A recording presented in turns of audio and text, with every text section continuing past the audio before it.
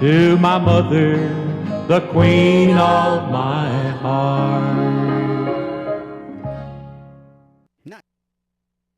He'll post it on YouTube. All right, we're back. Welcome back to Listen In. David Davis and Angela Minor. This hour we have Dr. Bill Green. So happy to have you here, Dean of the School of Music at Lee University. Welcome. Thank you so much. Pleasure to be with you. Well, thank you. Let's start out. Tell our listeners a little about yourself, about your history, and how you arrived at Lee. Okay, I came from a pastor's home, one of those kids that back in the 70s and 80s came to Lee out of their dad's ministry. And so I came to Lee as a student and studied music education. Had a great time in this town, and went out and worked in church work for many, many years after that. Came back to Lee in the late 90s, actually, and worked here in the journal offices in town and helped publish music a good bit. I went back out into the field, and while I was here in Cleveland, I did a little adjunct teaching at Lee. They had some needs, and I taught a little bit and kind of caught the bug for teaching. Sure. And so went eventually and finished up my doctorate at the University of Kentucky, and then came back, and I've been here this is my 11th year at Lee. I've been serving as dean for the last 4, and I absolutely love Lee and love this town. Well, now you found a new love along with your music, then teaching. Yes, correct? yes, I love to teach. What's the best part of that? Is really seeing kids' ideas transformed and to see them come alive to music. You know, we have so many kids at Lee especially that come in and they know about music and they enjoy music, but perhaps they haven't studied extensively. And that's part of the beauty of the Lee program. You don't have to be an accomplished musician, but if you have the basic talent and the interest, then we love to see it kind of come to life. And my favorite part is to see a kid come and then who they become in 4 years. The breadth of who they become musically, who they become as people, who they become as community citizens. That's the magic, and it's so much fun to watch. Terrific. Well, I just have to ask, this is a personal question. What is the first instrument you learned to play? First instrument, of course, I was a singer, and so that was my thing in college, but piano was my thing when I was little. I remember, sitting on the piano at church, and I always played by ear a lot at the beginning. Oh, wonderful. And I would sit down next to the pianist and say, show me how you did that. And so they get a sense of what they were doing. But then I took a lot of piano lessons as a kid and actually came to college as a voice major, but probably in the performing world of what I did, I played piano more than I sang. Oh, wonderful. I did a lot of accompanying. I did a lot of playing for chapel or for special events. And so a lot of people knew me as a pianist, even though I was a voice major. Right. Do you have a favorite genre? Boy, that's a tough one. It is. Because I like it all. That's why I'm asking. Yeah, of course, I love classical music, of course. Sure. But I also love jazz. I love country music, which surprises the kids. I talk about some country artists, and going to see Brad Paisley in Atlanta, and they're just shocked that the dean of the School of Music would go hear country music. But I like any music that's done well. I do have one little story, though, back to your previous question. Yes. So you asked about instruments. Yes. After I played piano, I did play clarinet for a very short time. We were living in North Atlanta, and I was in 7th grade, and I was going to play in band. We decided that, and so of course I wanted to play trumpet, or I wanted to do the drums, something along that line. Well, my sister, who's 2 years older, had played clarinet, and she quit, and so my daddy decided I was going to play a clarinet. I wasn't, although I love, the clarinet. This is nothing against the clarinet specifically, but I didn't particularly want to play it. So the best day in my musical development was the day my clarinet got stolen out of the band room. Oh. That was my short-lived career in clarinet. Now, I was a clarinetist. Krill Higgins was my favorite band teacher of all time. Yes. And I played the piano, so we're like music cousins There here, we aren't go. right? Did you know Dr. Bertha Googler? I did. You? Oh, Bertha was my music ed teacher. Ah. I remember her office well. It was in that old music building. If you were kind of going to the west side of the building, it's on the left there. And she had that beautiful grand piano in her office, and we gathered in that room many, many times to have music ed meetings. And I was actually president of MENC, which is Music Educators National Conference, of our student chapter. And Bertha was a big influence in my life. Oh, she's a lovely lady. She was the director of our handbell choir Yes. at First Methodist. And Yes. she actually started a handbell choir at She Lee. did indeed, yes. And she was an organist, I believe, Yes. at first, First Methodist. when they moved out, kind of what was then out of town. Sure. I remember that Out well to- when they built that new building, That's when and I she was so growing up. proud of Yes. that building. Oh, sure. Actually, I have a neat story about her. One of my favorite composers is Bach, and the Brandenburg concertos Yes. are like at the top of my list for music of all time. Miss Bertha had a harpsichord in her home, Okay. and I had the great privilege of hearing a part of Concerti 5 by Miss Bertha Googler on her harpsichord in her home. Wow. I mean, what a magical moment that is. Yes. Those are irreplaceable moments right there. She was a great lady and had a great family. I remember her house there by what was behind the general offices for the Church of God, and on that street. She was a real influence for me and for a lot of people. Well, are you a composer as well You in know, your spare time? Not really. No? I've never had the spare time to spend much time doing that. Actually, I've done a little bit of arranging for choir. Nothing published, but just for the individual groups that I had, or for putting things together for a particular ensemble, a brass ensemble, or something I might have in a situation. But have always admired people that do that, and I guess I have some ideas on that, but just the time to flesh them out is kind of hard to find. Right. Well, you mentioned publishing before. You were just in that.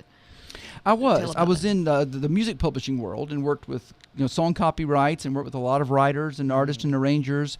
I worked in a studio for a while, which was a great experience.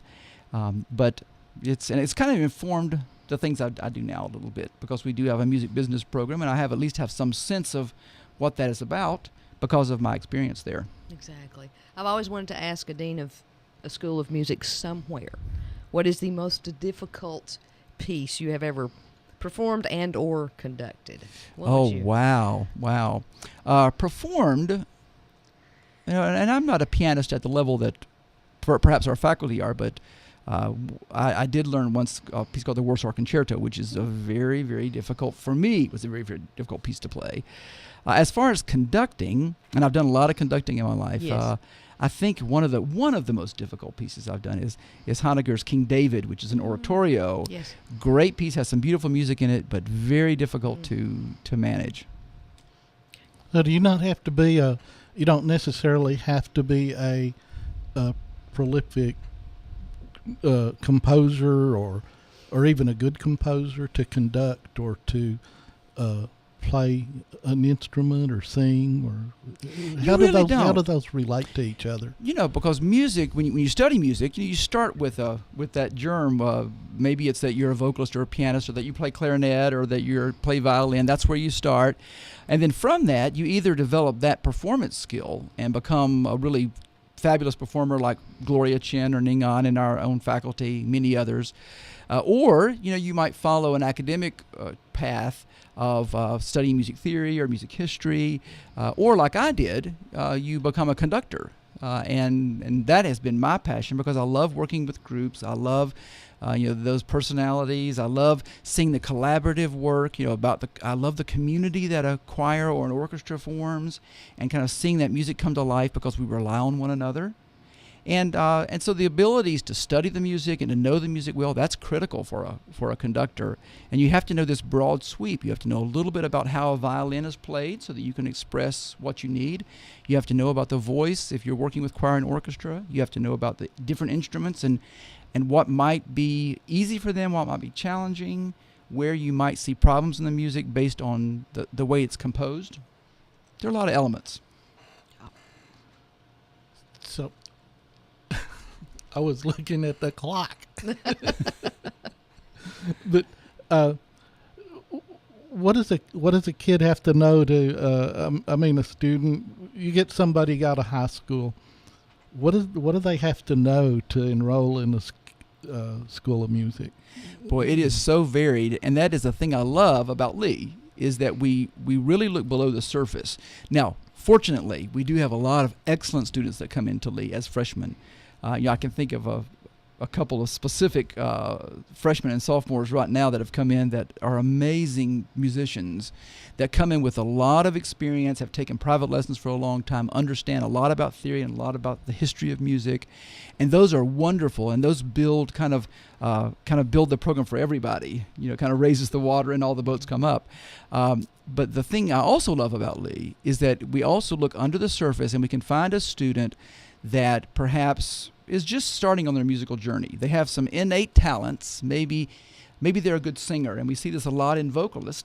But they just have a natural talent. They don't have any inherent problems with their voice, but they have a love and a passion for it. And then, I tell kids, if you're not totally proficient in reading music, it's okay, because we're a university, and that's what we do. We teach.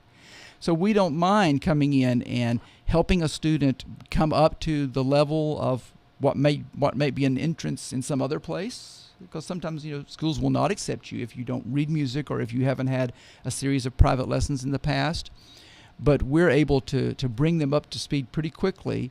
And really, the fun part of that is seeing them kind of catch the fire. That, oh, wow, music is this, and I didn't realize that classical music had this in it. Or, I didn't realize that gospel music was a great, ability to express yourself as well. They come from both perspectives.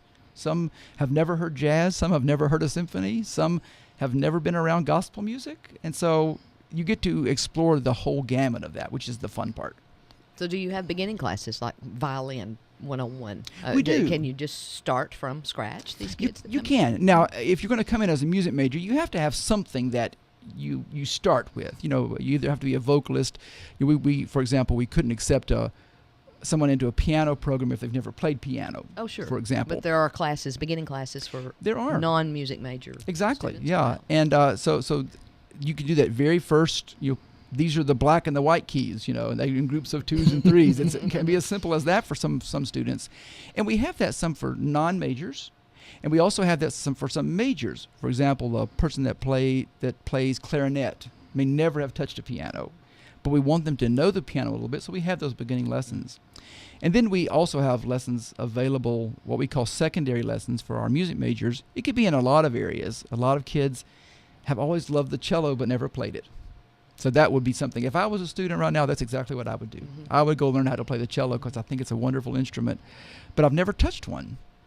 And so that's a great exploration as well.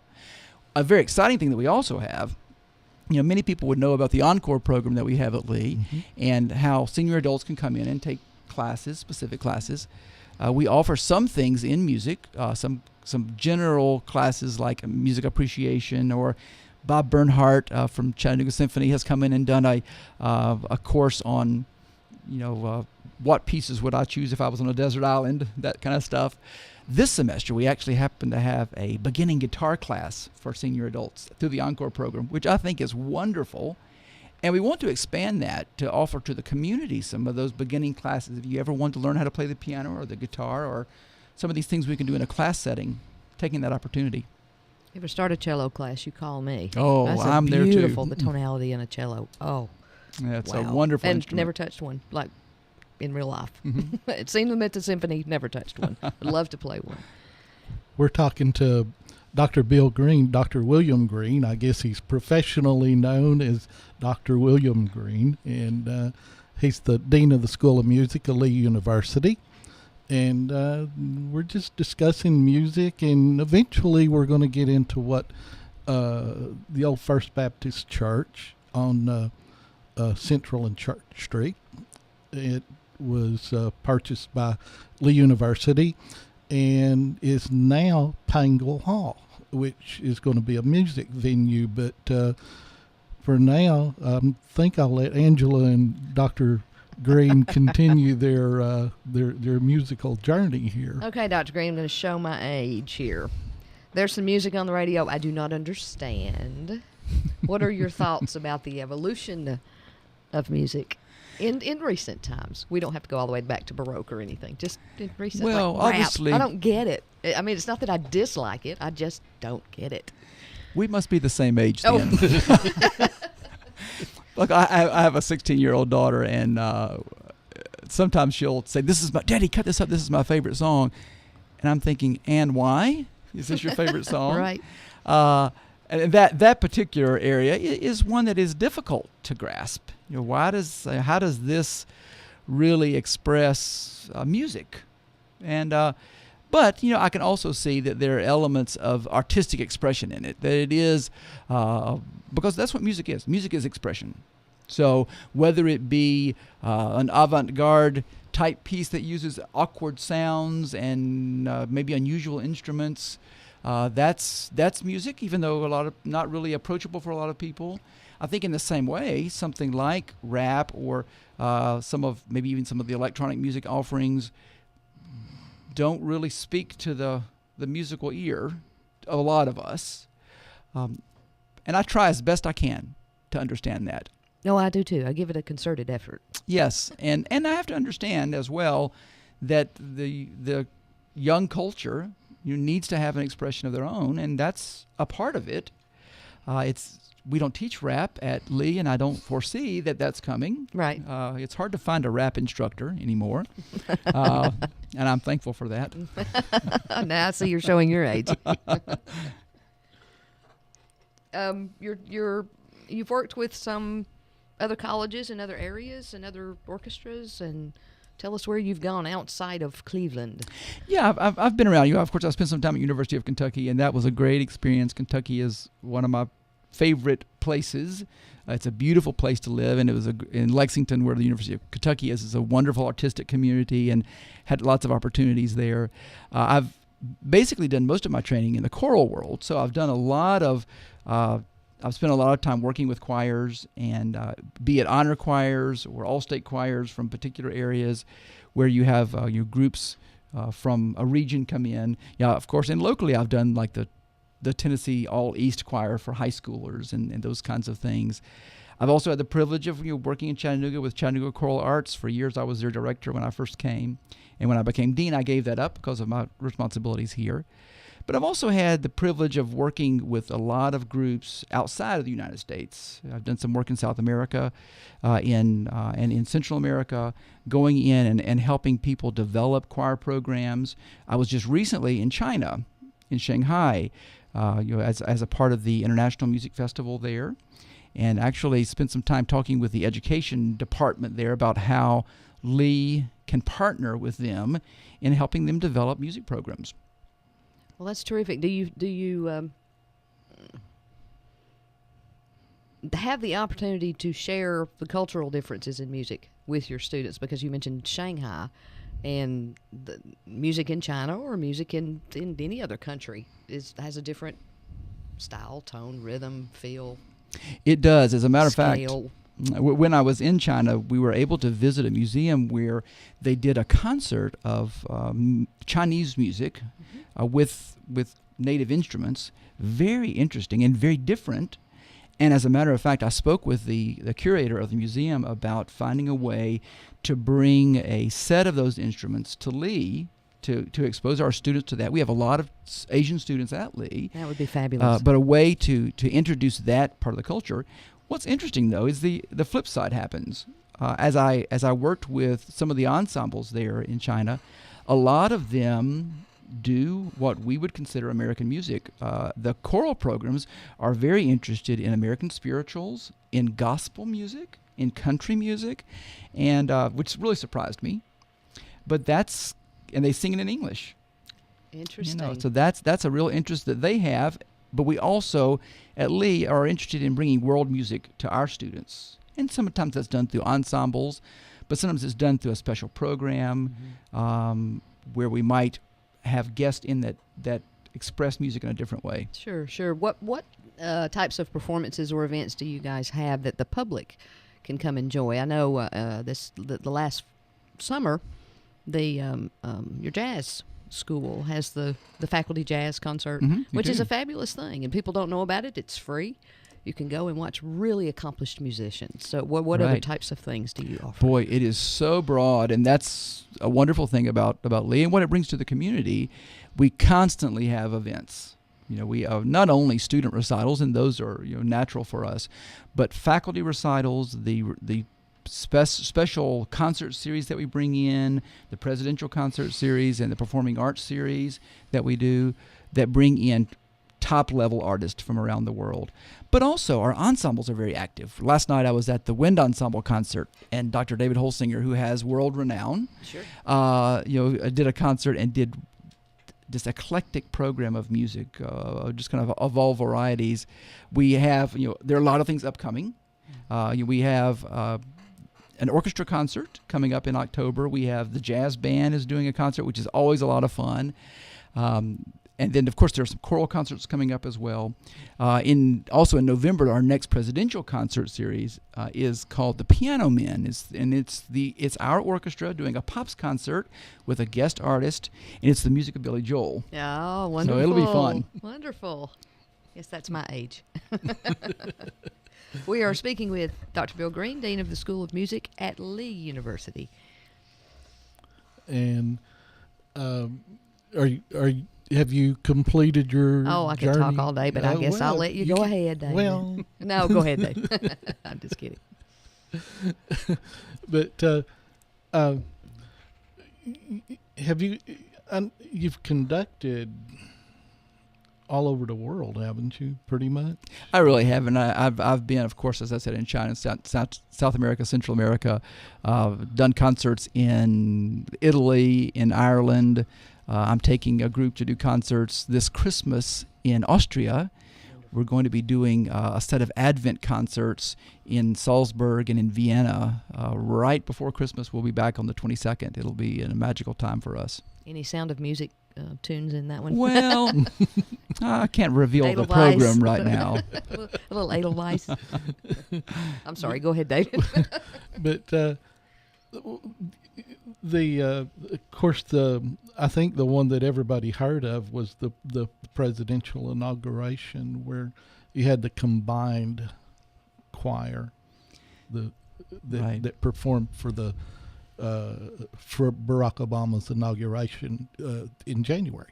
That was an amazing experience, and one that just kind of fell in our laps, honestly. It's not something that we asked for specifically, but it's just something because of the reputation of Lee that developed for us. And what a great experience for our students to be able to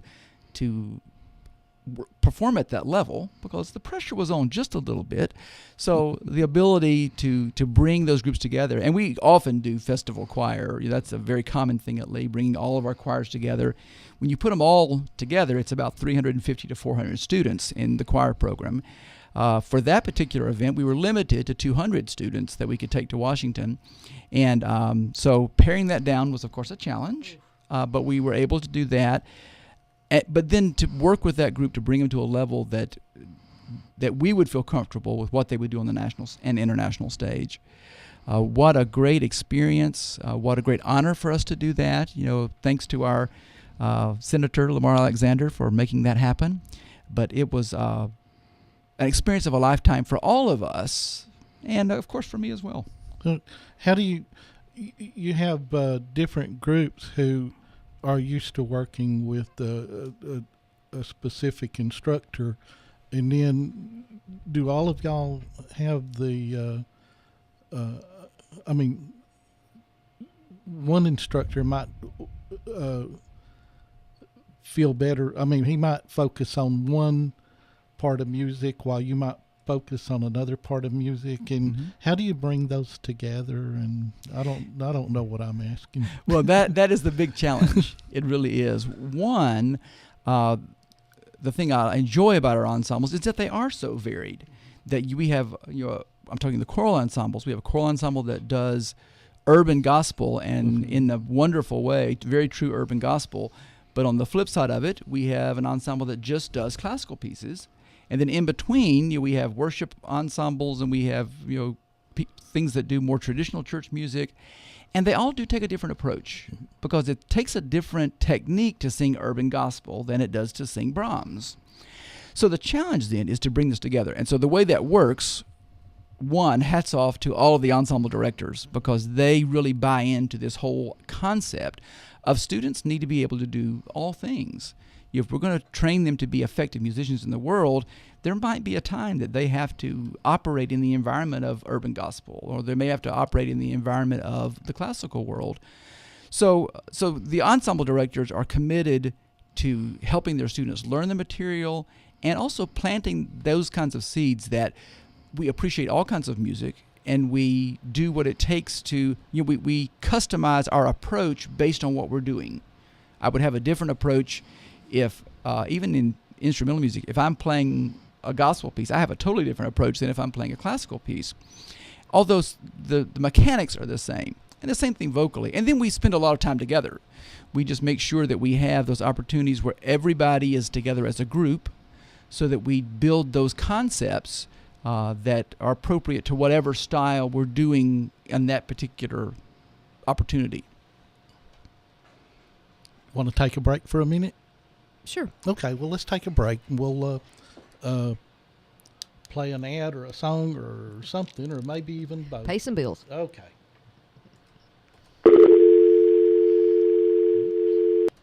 That was not the right button.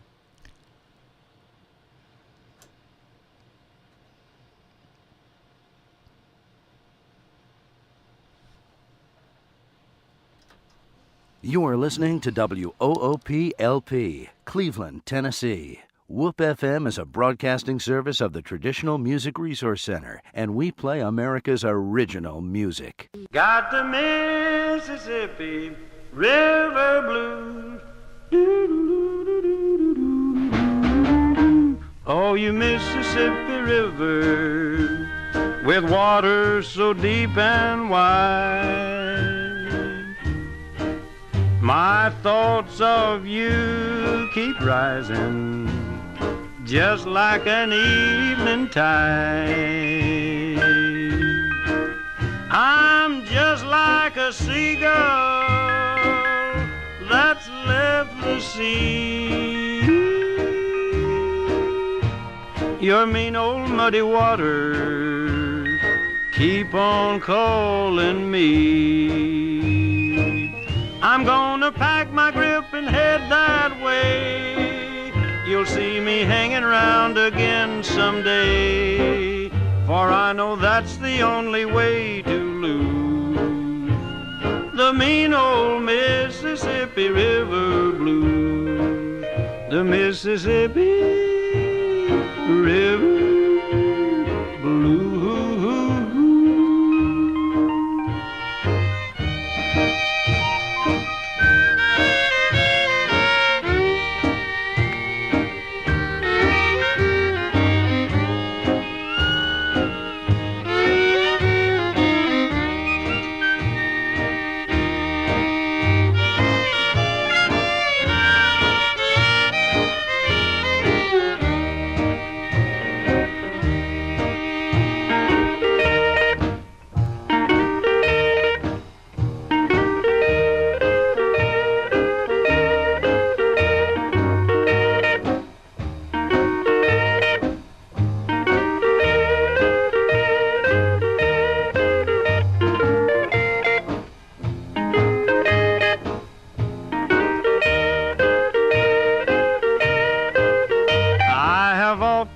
Your bosom from Memphis down to New Orleans, riding on your muddy water, floating through familiar scenes.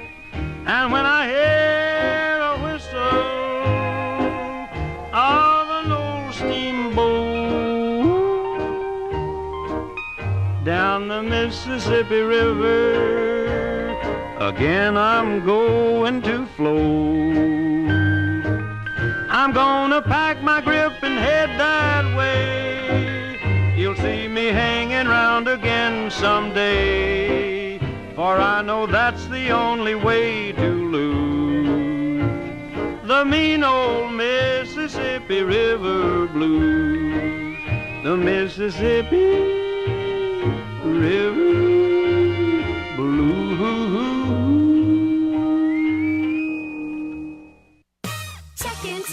Check into cash. The cash you need is closer than you think. Get an auto title loan today for up to $2,500 at Check Into Cash. You drive home with the cash in your pocket. Visit Check Into Cash for an auto title loan today, or get a payday advance for up to $425. Call toll-free 877-262-CASH. Title loan amount determined by value of car and ability to repay. Borrowers often use payday advances over a period of months, which can be expensive. Restrictions apply. See store for details. Did you know that U.S. Money Shops cashes all checks, even the ones most check cashers reject? Tax refund checks, government checks, payroll checks, and many more. And when you cash a check with U.S. Money Shops, we'll give you 10% off your next purchase. At U.S. Money Shops, we have everything you need at a fraction of regular retail. So stop by to one of our 11 locations or visit us online at usmoneyshops.com. Buy or sell or coin today, the better way at U.S. Money Shops. Some restrictions may apply. See store for details. If you need a little green, Lending Frog is making deals. He'll lend you cash on any kind of wheels. Borrow just a little, or you can borrow big. Lending Frog is a new financial gig. It's hip to hop into cash. LendingFrog.com is making a splash. Dig it, dig it.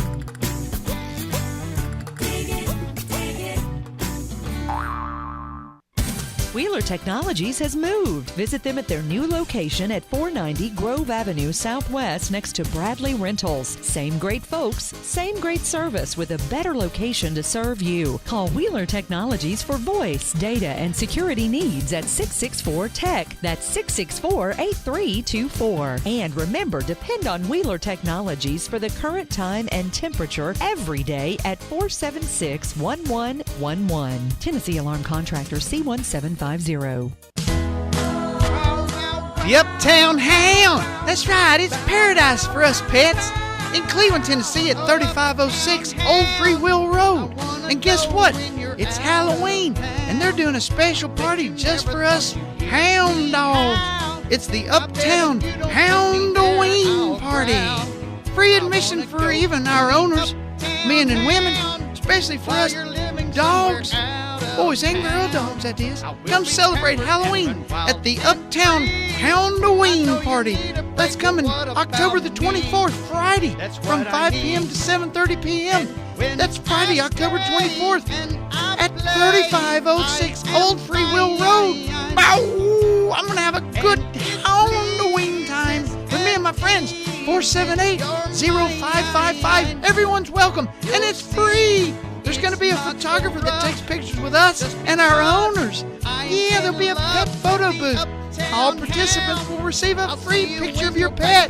Check out the website at theuptownhound.com. Oh, Uptown Hound. Ooh, I love that song. And also don't forget the $20 purchase of the Uptown Hound 2015 Voters' Choice Calendar. My friends Allie and Gator on there. Woo, I stay with them about once every 2-3 months. And all the proceeds of the sales go to the Morris Animal Foundation and the UT School of Veterinary Medicine, working on cancers for me and all my friends. Come on out, everybody. Check out the Uptown Hound for boarding and spa and all kinds of fun stuff for your dogs. When your parents go out of town, I love it. You can stay with me. Ooh, all aboard the Hound Wagon. I love it. The Uptown Hound. It's the Uptown Houndoween Party. Friday, October the 24th, 5 to 7:30 p.m. Come on. Ow, ow, ow, ow, ow, ow. All right, bring us back in. All right, Angela. welcome back to Listen In. David Davis and Angela Miner. We have in the studio with us Dr. Bill Green, Dean of the School of Music at Lee University. And we're just talking all around this beautiful topic of music. Now, people can phone in different ways these days. That's a text. In our my mom is texting. She wants to hear about barbershop quartets and the Redback hymnals. Does that have meaning for you? Yes, it does. Barbershop quartets, even though I've never been personally involved in barbershop music, I have seen a lot of it and know that it's been pretty active in this town. One of the groups from Lee, Four Voices, of course, won a college barbershop quartet, and we have them coming in on our Pango concert, which we'll talk about in a few minutes. And so it's been a great tradition. The Chad and Brandon Guyton, who are part of that, I know have also done a men's group here in town that sing barbershop, and is a really growing tradition, a growing art form, I would say, and seem to be very active there. And we have students at Lee that do that as well. I was a little surprised. I do chorale at Lee, and it's the classical ensemble. Well, we sang Beethoven's Ninth Symphony a few weeks ago with the Chattanooga Symphony, and we were on the way back, and I was just sitting talking to one of my students, and you discover parts about their life when you have those conversations on the bus. And she sings every summer in the Sweet Adeline Choir and just loves barbershop music. I never would have assumed it of this particular girl because she's a classical singer. But there's a real interest kind of across the board in those close harmonies and that colorful music. And also it's fun. You know, barbershop music has some great lyrics and has some great concepts that are fun to do. So we always will hear a little more of that from Lee. The Redback Hymnal part of it, of course, is a big thing. I read just the other day in the Cleveland Daily Banner an article about Cleveland being recognized as kind of the home of the Redback Hymnal, and that recognition, I think, is kind of spreading all around. It's becoming a much more common thing. Interesting, you know, of course, my training is classical, and I'm in the education world, but my history is really with that book and many of those convention songbooks that were published out of the Tennessee, you know, publishing house, and so it's a real part of my heritage. And I have a million stories about my dad, you know, singing certain songs, and my dad loved to sing and was a good musician himself, and so those things have a real place in my heart. And whenever I hear them, of course, there's the warmth that comes there because of that.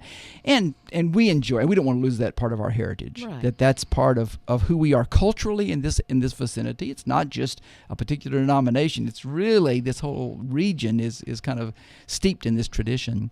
And as a matter of fact, it's actually next week, I believe, Tuesday the 14th, if I remember that date correctly, there is another Redback Hymnal event in the chapel that students will be available to come, but also the community, and they can call Lee and get information on tickets for that. It's a ticketed event, but it's free. It's just ticketed because of the crowd, but it's always a fun night. Danny Murray, who directs Voices of Lee, manages that for us, and boy, Danny, he has a heart for that and understands that tradition so well.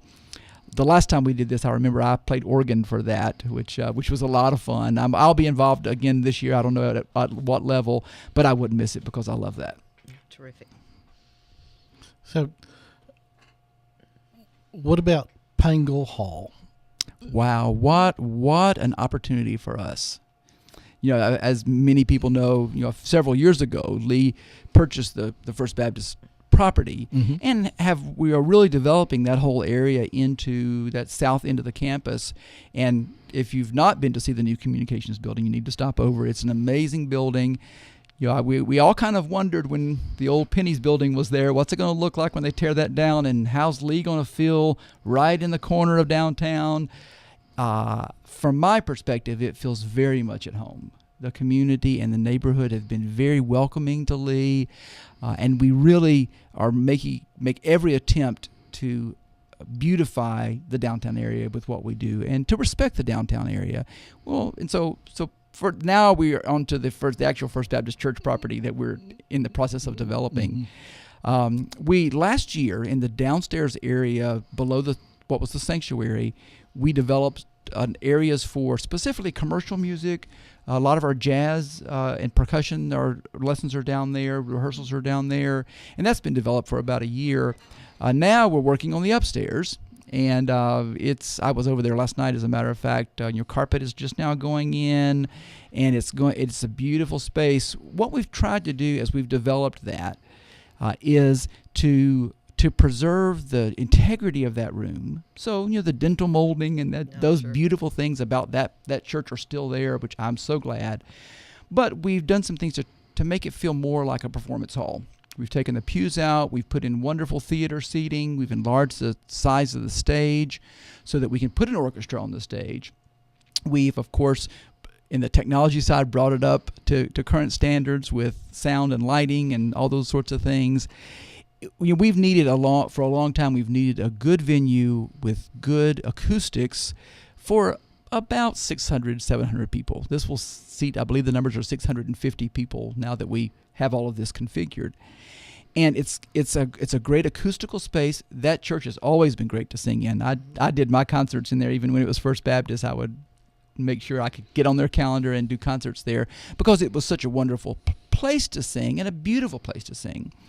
I think the community will be thrilled with what's there, and we do invite them once we get this hall open for them to come and walk through. Many people have spent their lives in that building, and we want them to see what we're doing with it. There are some events coming up I'd like to talk about if now's a good time for that. Now's a good time. And this is really, I guess, the first public information on this. There are some people that are involved. We have a scoop, David. but this is kind of a great introduction for our community. There is an inauguration event on Tuesday, October 28th. And this is a great opportunity for us to dedicate this space to its new purpose, but also to showcase a little bit of what Lee is about from a music perspective. And what we decided to do with this particular concert is look at Lee and our community. There have been a lot of things that have come out of Lee or developed from Lee that have drawn attention to Cleveland. We talked about the inauguration earlier, for example. Right. And so that was something, and we really felt all along it wasn't only about Lee, but it was really about showcasing Cleveland, Tennessee. And so we looked for things like that. For example, there was a young lady named Chelsea Davidson that was one of the soloists at the inauguration. And she got a lot of camera time, and there was a lot of talk about her. A lot of the news reporters mentioned her specifically. Well, she's now gone on and is working on a master's degree at another university. But we're bringing her back to sing. And then things like the sing-off with the Voices of Lee. We're bringing some of those kids back that were on the sing-off to sing. Phil Stacy, who was on American Idol, who did so well and brought kind of recognition to our area. We're bringing him back to do a little cameo appearance for us. We're also going to feature some of our own. Things like Gloria Chen, who's one of our fabulous piano faculty, and Xiaoqing Yu, our violin teacher, are going to do a piece together. So we're also going to use some of our own, some of the current things. We're going to have some choir singing. We're going to have some jazz. It's going to be a very eclectic night of music. It's not intended specifically to be a classical concert. There may be a piece or two that feel classical. But in general, it's going to be much more what we would call audience-friendly. A good variety of styles, showcasing some of the commercial music things that we do. It won't be a terribly long program. It'll be about an hour long, so it's a perfect time for people to come and hear some good music and be a part of that. And the community, of course, is invited. We'd love to have them there. And then the night before, there's a pre-event that is our symphony orchestra is going to have a concert on Monday the 27th. Both of these events are at 7:30. Both of them are free, open to the public. And this particular concert is led by our artist in residence, Maestro Robert Bernhardt, who is the conductor emeritus of the Chattanooga Symphony, also the conductor of our symphony at Lee. And they're doing a fabulous program. There's a Beethoven symphony on that program. One of our new faculty members, Lenina Brizna, who is a voice faculty member, is going to do a piece with the orchestra. It'll be a wonderful night, a great way to have a very first concert there, and then we'll follow it up in the second night with the inaugural concert, we would call it. And both of these are in the new facility? They are. They're both in the brand new hall. The Pengel Hall, you may know, is named for Alan Jones' wife. Her maiden name was Pengel, and he has helped us in that process in getting this off the drawing board and into reality. And so that's where the hall draws its name. Well, we were talking a while ago about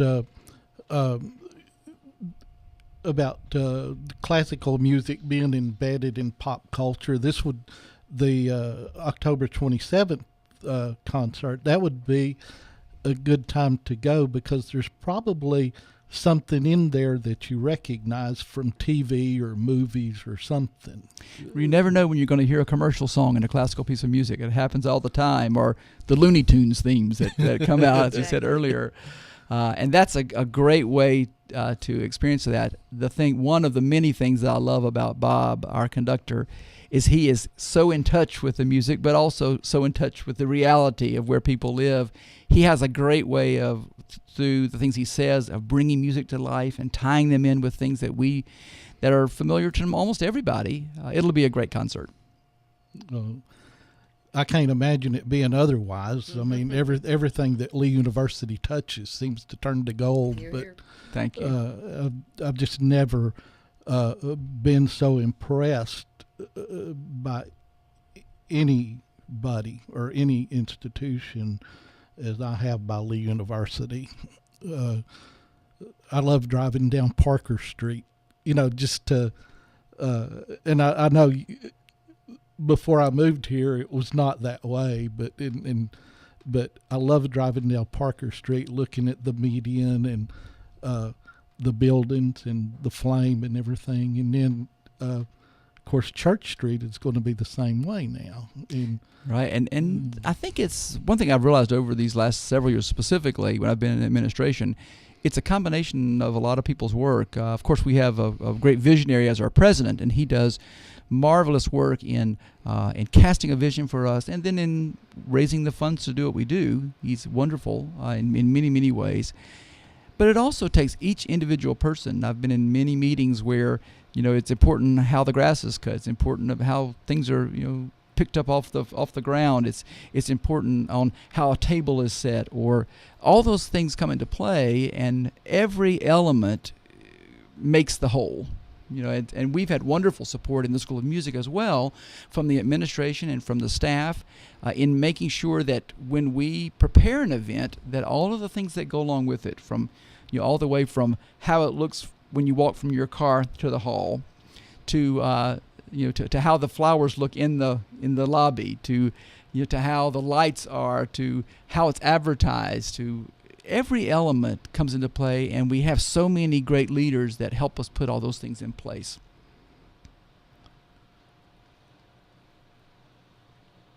It's truly an ensemble effort, isn't it? It is, yes. Definitely. And I love ensembles, so that's perfect. Yeah, there we go. I thought I would just segue that right in for you. So are there any phone numbers or email addresses or anything like that we need to know? Do we need tickets or to any of the events, or for some things you would need tickets. For example, the Redback Hymnal event on October 14th, you would just call the main university number, which is 614-8000, and they could direct you to the office that would provide those tickets for you and reserve those tickets for you. Most of our events are free and open to the public. These events that we have on the 27th and the 28th are not ticketed events specifically. Now, there are some on the 28th with a big event. There are some special guests that are invited, and they will have tickets and have special seating. But the other seats are open to the public. And so those, you could just arrive and be a part of those. Occasionally, or generally, our presidential concerts do require tickets, and those can be picked up at the box office that is in the Dixon Center just days before. But perhaps the best way to know about music events is to email us at music@leeuniversity.edu or musicinfo@leeuniversity.edu. We can easily add someone to our email blast, and we regularly put out, usually every week, an email that tells these are the events that are happening in the next week. I brought a sheet with me of things that are happening in the next week, and I love it because I get this every week as well, just as a reminder, oh yes, I wanted to see that and I wanted to see that. And that's a great way to be connected. You can always call the main number, 614-8000, and ask to speak to someone in the School of Music, and we are more than happy to help you in any way with our own events or other events that may be part of the university culture. And I imagine you keep a calendar online as well. We do at the Lee University website, leeuniversity.edu.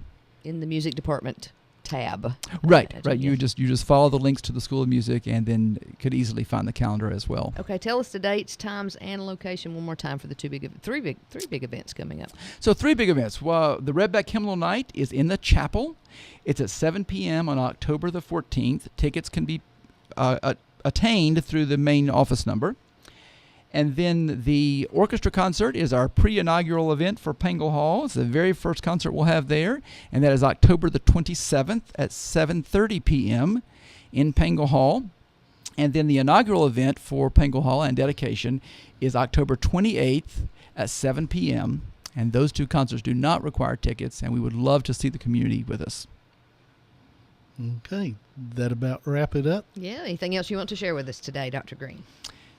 I don't think so, but thank you so much for letting me come and be a part of this. Love being a part of this community, and thank you for the opportunity. Well, we love you being here and enjoying it.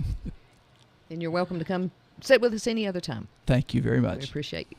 Okay. That about does it for today, but next week, we have a good show coming up next week. we have Sean Crowell, who's the Constitution Party's nominee for governor.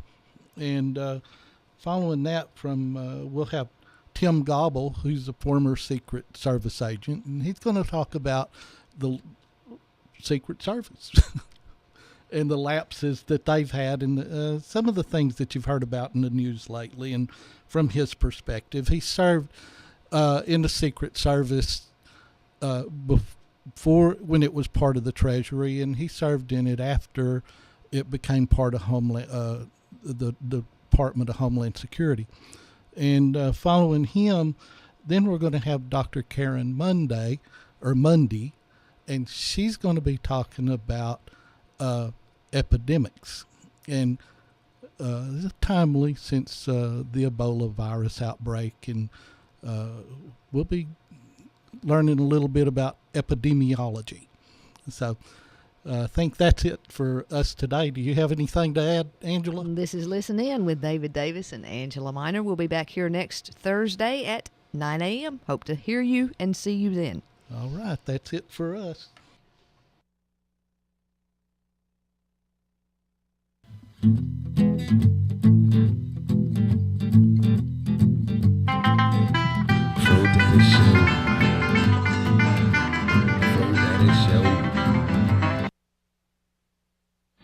You should be kissed and often, and by someone who knows how. I won't think about that now. I'll think about that tomorrow. Frankly, my dear, I don't give a